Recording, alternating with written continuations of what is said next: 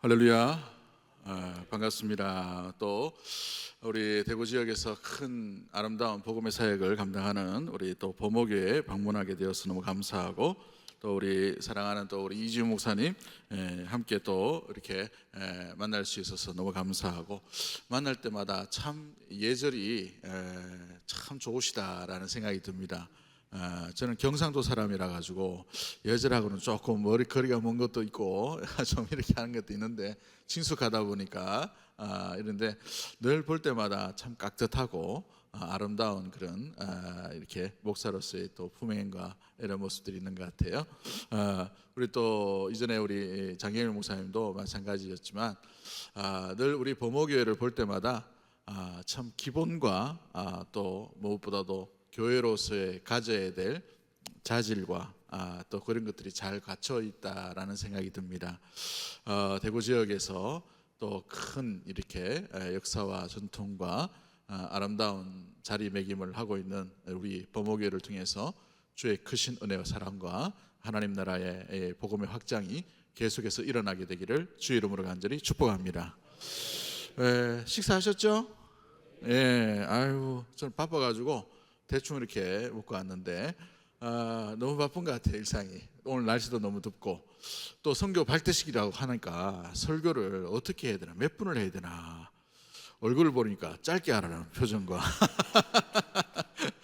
그런 얼굴들이 다 이렇게 중압감과 또 이렇게 여러 가지 모습으로 오게 되는 것을 보게 됩니다. 또 하는 데까지 이렇게 하고 또 이렇게 말씀을 함께 나눌 수 있도록 하겠습니다. 빌립보는, 우리가 빌립보서는 잘 아는 대로 사도 바울이 감옥에서 편지 썼던 글이죠. 편지 형태로 빌립보 교회로 이렇게 보내게 되는 귀한 메시지입니다. 그런데 감옥에 있고 또 갇힘받은 이 사도 바울이 뭔가 우울하고 뭔가 좀 풀려지지 않고 뭔가 어둡고 뭔가 갇혀있고 뭔가 답답한 그런 마음으로 편지를 써야 당연한데, 다른 복음서와 다른 이 편지와는 좀 사뭇 다르게 갈라디아서는 굉장히 좀 무거움이 있다면 이 빌립보서는 오히려 전 반대의 어떤 분위기가 있음을 보게 됩니다. 빌립보서를 전체로 바라볼 때에 과연 이 편지를 쓴 사람이 감옥에 있을까 할 정도의 밝음이 있고 기쁨이 있고 또 평강이 있고 평안함이 있는 그런 모습들을 보게 되죠. 무려 이 16번에 걸쳐서 이 4장밖에 되지 않는 이 편지글에 기쁨이란 단어가 16번 정도 등장하는 별명이 있죠. 기쁨의 편지라고 할 수가 있게 됩니다. 복음 역시도 기쁨의 소식이요, 평안의 소식이요, 생명의 소식인 줄 믿습니다. 우리 단기 선교를 준비하고 또 믿음으로 나아가는 모든 우리 귀한 준비된 팀들 가운데에서 기쁨의 소식을 전해줄 수 있는 우리 귀한 팀들이 되기를 주의 이름으로 간절히 축복합니다. 오늘 우리 여름에 몇 팀 정도가 나가나요? 4팀.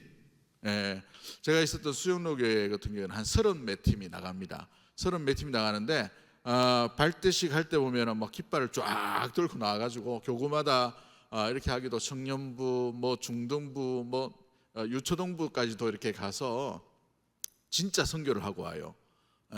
구경하러 가는 게 아니고 진짜 선교를 합니다. 물론 선교만 하다가 보면 순교할 수 있으니까, 그렇죠?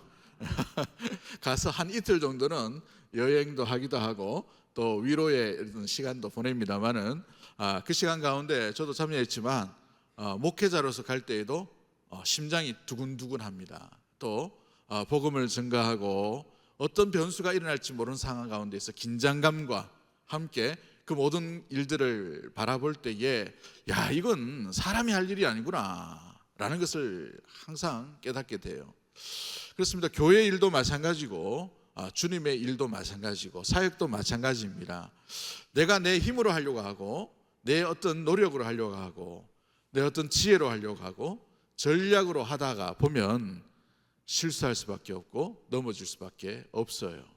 그러나 주님께서 하신다라는 확신과 믿음을 가지고 주의 이끄심대로 주의 기쁘심의 복음을 들고 나아갈 때에 주님이 앞서 일하시는 것을 온전히 경험하게 될 줄 믿습니다.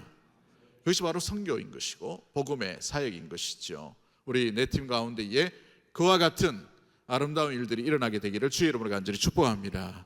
충분히 기도하시고 또 기도 가운데에 주님께서 주시는 귀한 이 기회를 통해서 놀라운 은혜에 복음의 시간과 복음과 내가 만나고 그 복음의 내가 만남으로 말미암아 복음으로 내가 다시 한번 변화되고 다짐하고 또 이 복음을 증가하는 그 귀한 시간으로 말미암아 복음을 듣는 자들이 주께 돌아오는 놀라운 시간들, 변화되지 아니하고 바뀌어지지 않는 그런 환경 가운데 있다 하더라도 여러분 실망하지 말고 복음은 계속해서 전달되고 전해져야 될 줄 믿습니다.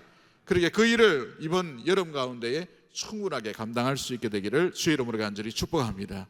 우리가 가서 뭐가 변화가 있을까? 우리가 가서 뭔가 복음의 어떤 확장이 있을까? 그런 마음으로 선교를 준비하는 게 아니에요. 우리 한국 땅을 한번 잘 보십시오. 우리 한국 땅 가운데에 복음의 불모지였습니다.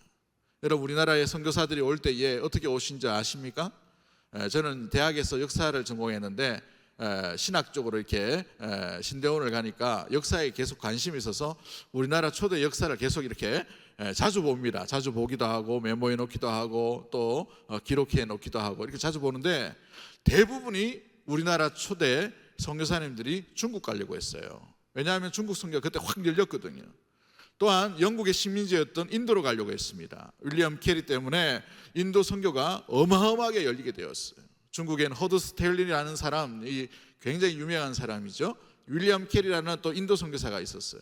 그러므로 말미암아 모든 포커스가 인도와 중국에 있었습니다. 한국 땅은 쳐다도 보지 않는 땅이었어요. 그리고 또 옆에 있는 일본에도 문호가 열려 있기 때문에 일본 선교부가 오래전부터 이렇게 확장되어 있는 상황이었습니다. 그러다가 중국 선교사로 가려고 하다가 우연히 들었던 그 기록물 가운데에 은둔의 나라, 조그마한 나라, 외세의 침략이 그렇게 많은 핍박받는 나라라는 소식을 듣고 선교사들이 한 번씩 왔어요. 저기 서해에 가시면은 여러 섬이 있는데 와서 성경책 던져주고 육지에 내리진 않았지만 이런 일들이 자주 일어나게 되었습니다. 우리나라 가운데에 선교로 가려고 했던 많은 사람들이 선교부에서 그 나라 가면 어떤 어려움이 있을 것 같아서 선교비 지원을 못합니다 라고까지 했어요. 그런데 시간이 되고 때가 되어서 중국과 인도 선교사에서 한국 선교사들이 자원해서 나아감으로 말미암아 아무도 기대하지 않고 아무도 거들떠보지 않는 그 땅 가운데에서 그 척박한 환경 가운데에 주님의 복음의 놀라운 능력과 역사하심들이 아름답게 일어나게 된 줄 믿습니다. 우리 초대에 이 1909년도에 또 9년도, 11년도 또 이런 부흥기가 있을 때에 한국 교회는 굉장히 놀라운 일들을 하게 되었어요. 무엇보다도 한국 교회 부흥이 일어날 때에 동시다발적으로 상해에도 부흥운동이 일어나게 되고 또 인도에도 부흥운동이 일어나게 되고 또 여러 지역에서 동시다발적으로 성령의 이끄심과 역사하심이 나타나게 되었다고 합니다. 아무튼 이 한국 땅에도 하나님께서 무엇보다도 뭔가 기다렸던 것처럼 뭔가 예배해 놓으셨던 것처럼 놀라운 일들을 우리에게 베풀어 주셨기에 저와 여러분이 이 자리에서 아름답게 복음을 또 예배를 또 선교의 다짐을 하고 있는 줄 믿습니다. 이번 이 내 팀 가운데에 주의 성령으로 충만하게 무장되어서 여러분 얼굴에 표정 하나만 보더라도 여러분 그 지역과 또 민족들 가운데에 아름다운 복음의 기쁨을 증거할 수 있는 아름다운 귀한 팀들 또 뒤에서 후원하는 아름다운 모든 교회가 되기를 주의 이름으로 간절히 축복합니다. 신앙이란 무엇입니까? 사랑하는 성도 여러분, 신앙은 상황에 좌우되지 않는 메시지와 같은 것이죠.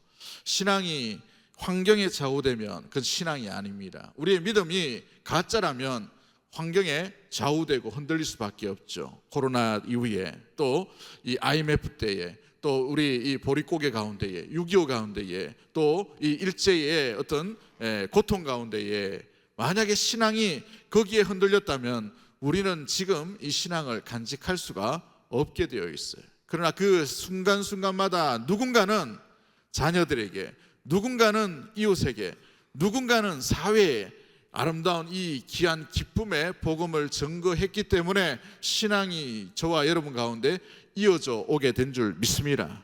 그러기에 환경을 뛰어넘는 것이 우리의 믿음인 줄 믿는 믿음의 모든 가족들이 되기를 주의 이름으로 간절히 축복합니다.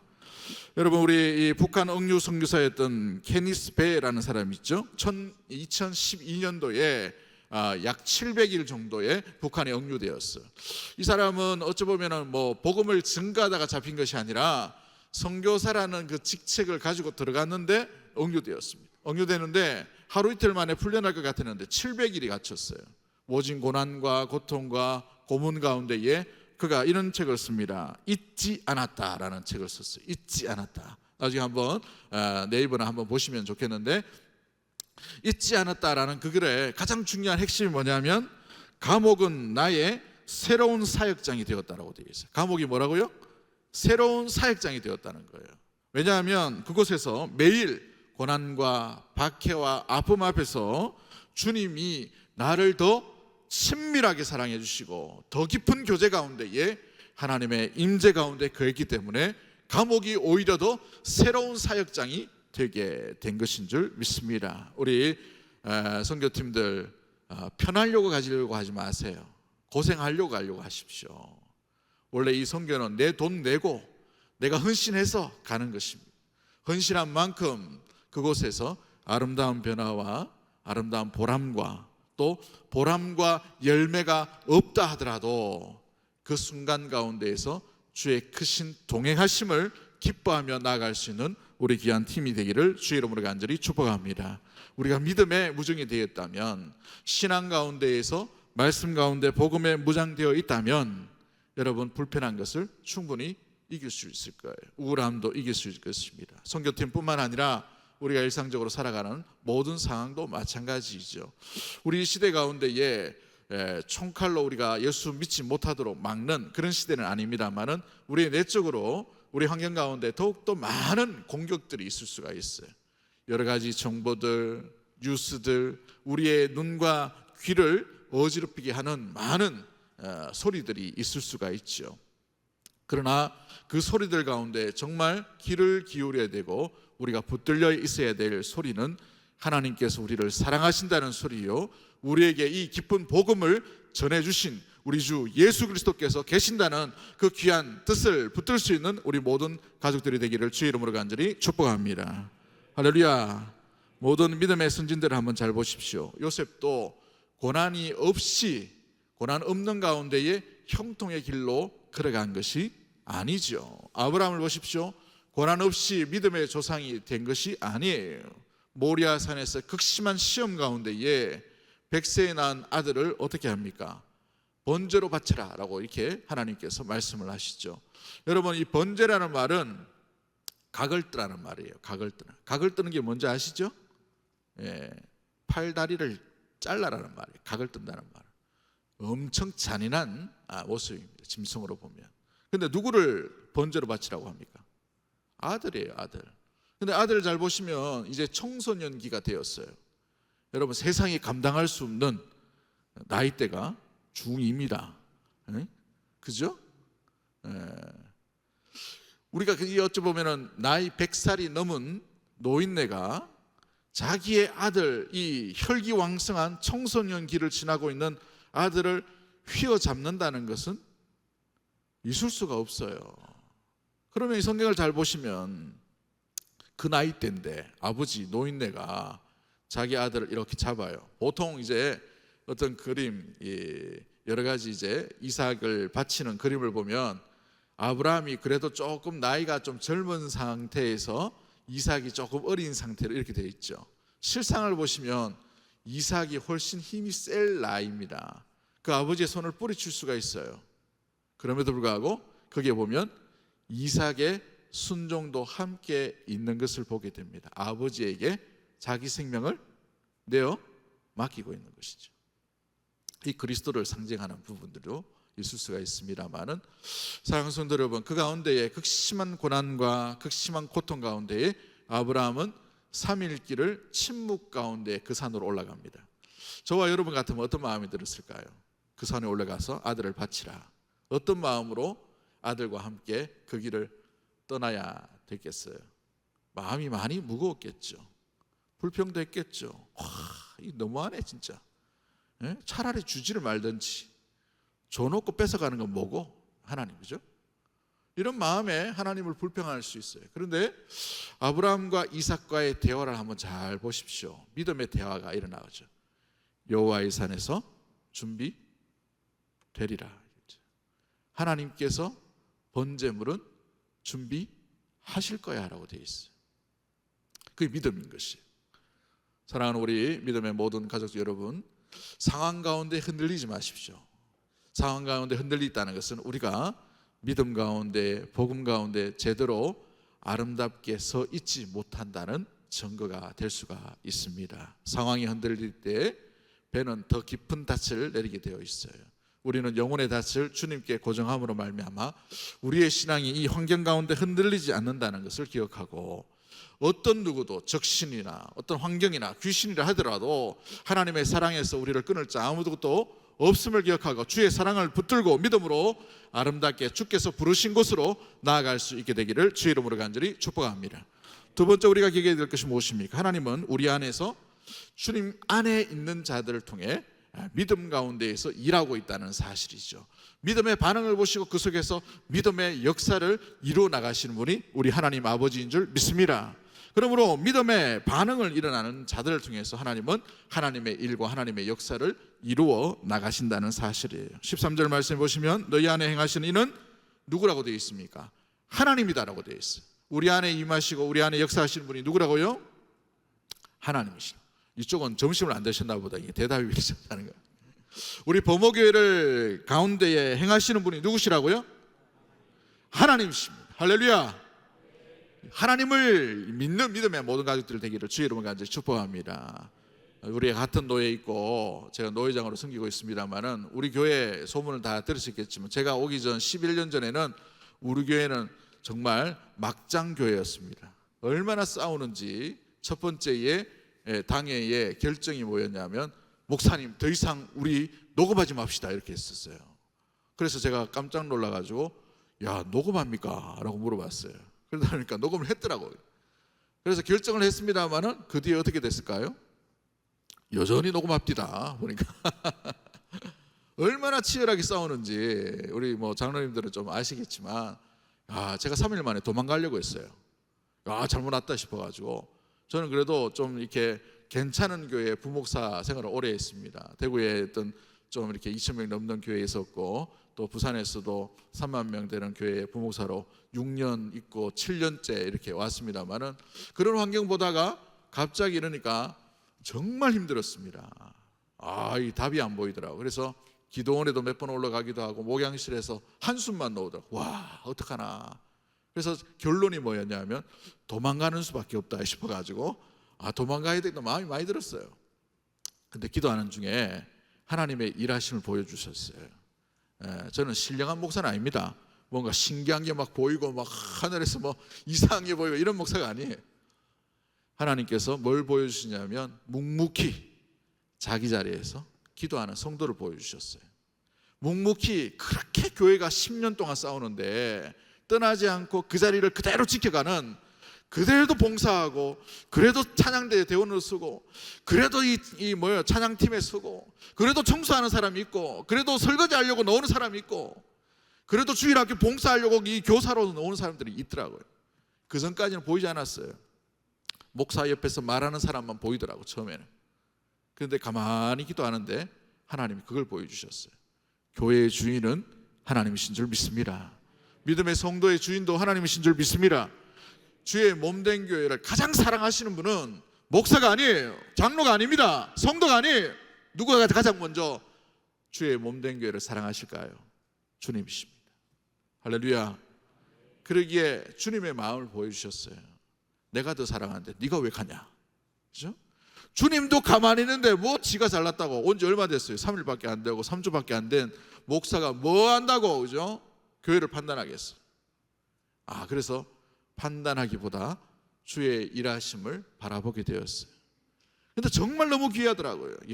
제 같으면 10번도 더 보따리 샀을 텐데 이 성도들이 그렇게 싸우면서도 말도 안 해요. 침묵하면서 조용하게 예배드리고, 어떤 장로님 저한테 몰래 오셔가지고 뭐라고 얘기했냐면 그 장로님이 은퇴할 때 제가 칭찬하면서 좀 말씀을 드렸습니다만은 저한테 이제 오셔가지고 목사님 흔들리시면 안 됩니다 이렇게 하더라고요. 그리고 뭐라고 얘기했냐면 목사님 흔들리시더라도 만약에 어떤 결정을 하더라도 저는 목사님 따라갈 그렇게 마음을 먹고 있습니다 라고 이렇게 하더라고요. 제가 한 달인가 2달 정도 됐을 때 제일 힘들 때 그래가지고 제가 이제 그 장로님한테 너무 고맙기도 하고 그러니까 11년 지나도 아직도 기억하고 있죠 그 말이. 그러면서 이제 농담삼아 이런 이야기를 했어요. 장로님 저 잘하세요? 이렇게 얘기했어요. 뭐 석 달밖에 안 봐놓고 뭘 따라오려고 한다고. 너무너무 감사했어요. 그리고 11년 뒤에 그 장로님 은퇴할 때에 식사 자리에서 제가 그분을 위해 기도할 때 그런 이야기를 했습니다. 너무 고마웠다고. 그게 하나님께서 보여주신 거예요. 하나님께서 들려주신 겁니다. 주의 몸된 교회를 가장 사랑하시는 분은 여러분이 아닙니다. 우리 주님이 더욱더 사랑하시는 줄 믿습니다.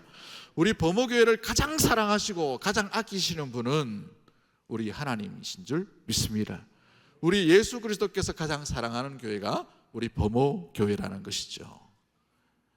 5명만 아멘 하네. 할렐루야.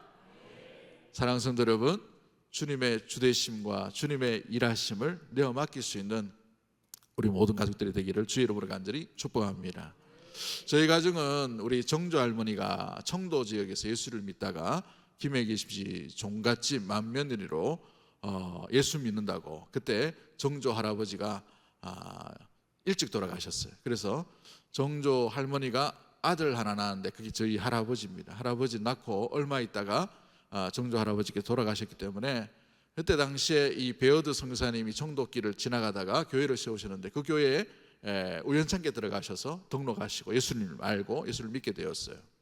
근데 이게 가문에서 알게 되어가지고 종갓집 맏며느리가 어떻게 서양 귀신 섬기냐 이렇게 해서 가문에서 난리가 나게 되었습니다.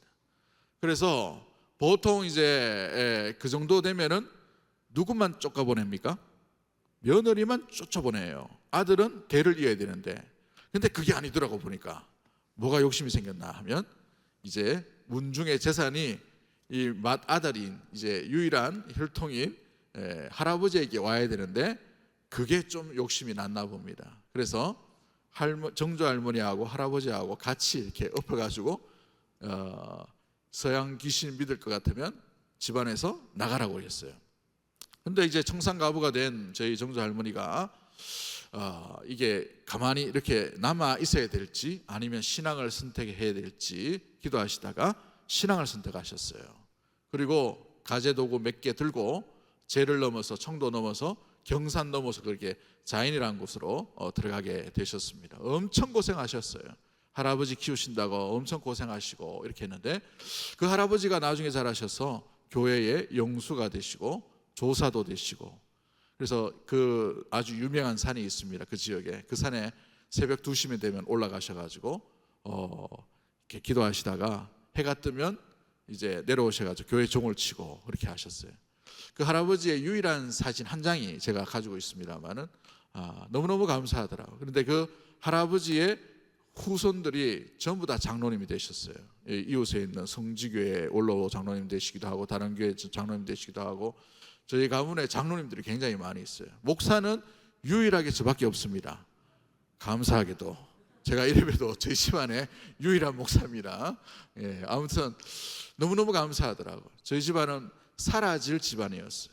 그런데 주님께서 복음의 씨앗을 주셔서 주님이 일하게 하심으로 말미암아 저까지 저희 자손까지 이제 6대까지 이렇게 이어져 가는 놀라운 은혜가 있게 되었습니다. 한국교회는 여러분 잘 보시면 아시겠지만 우리 교단이 지금 많이 커졌죠. 그래서 뭐 장자교단이라고 합니다만은 우리 교단이 1908년도에 동로회가 세워집니다. 이 동로회는 지금 총회와 같은 역할을 하는데 7개 노회가 모여가지고 동로회라는 걸 만들어요.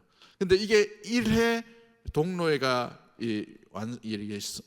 설립이 되어서 회무를 하고 있는데 그때 제일 힘들고 나라가 멸망당하는 그런 때가 아닙니까? 그때에 처음 만들어진 그 동로회에서 제일 먼저 뭘 결정했냐 하면 이게 한국교회의 저력이고 실력입니다. 그 아무것도 없고 그렇죠? 평안북도, 함경북도, 경상도, 광주 쪽, 이 전라도 쪽, 그다음에 수도 쪽 이렇게 7개 노예만 있는 그런 척박한 가운데에서 제일 먼저 결정한 게 해외 선교사 파송하기로 결정했어요. 아무것도 없는데.